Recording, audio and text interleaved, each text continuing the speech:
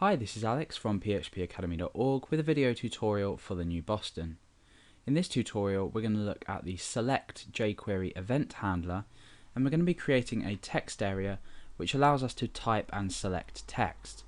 Once we've selected text, jQuery is going to catch this event and it's going to alert something back to us inside of a div. Okay, so the first thing we're going to do is create the text area, then we're going to create our external JavaScript file that's going to handle this event. Okay, so I'm creating a text with a type of, an input field with a type of text, and I need to give this an ID so we can reference it in jQuery. I'm just going to call this sum_text. I'm then going to create a span with an ID as well, and this is going to have the value of sum_feedback. Now once we type some text into the text area and then highlight it, like so, some feedback is going to produce some text for us. So we're using a span to feed back some text.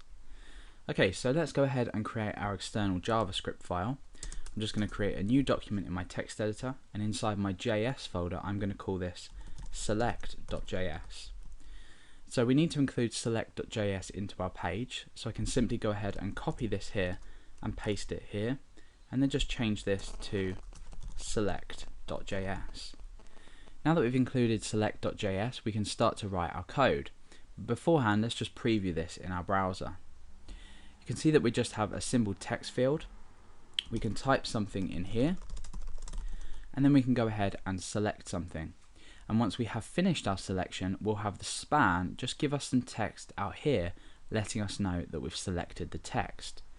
Now first of all, the reason you might incorporate this method into a text area, for an example, if you are allowing your user to type some text and then you want to be notified or notify the user or some backend functionality when they've selected text.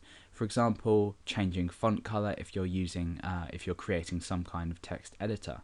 There's a variety of options for this select event handler, and I'll leave that up to you to implement into your own website.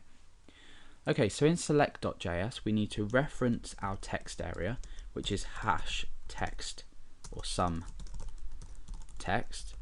We then need to append on the event handler, which is select, and inside these parentheses we need to create a function, and that function is obviously going to have a block which we will start to execute code here. So once we've actually selected something inside of some text, which is our text field here, then we will be able to create something here that lets the user know that they've selected text. So obviously this is just an example. Okay, so we're going to reference some feedback, which is our span, and we're going to apply some HTML to this span using the HTML jQuery function. So inside of here we can just type something has been selected. So let's return to our browser and refresh the page, and let's go ahead and type something in here. When we start to select something and then release, you can see that something has been selected. So we've created the event handler and successfully relayed some information to the user. However, I did speak about some uses for this functionality.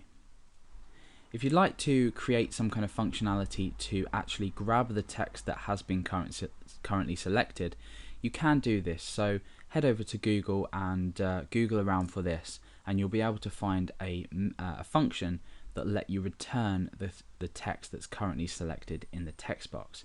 However, I'm not going to cover this in this tutorial because this has just been how to actually use the event handler to check if something has been selected.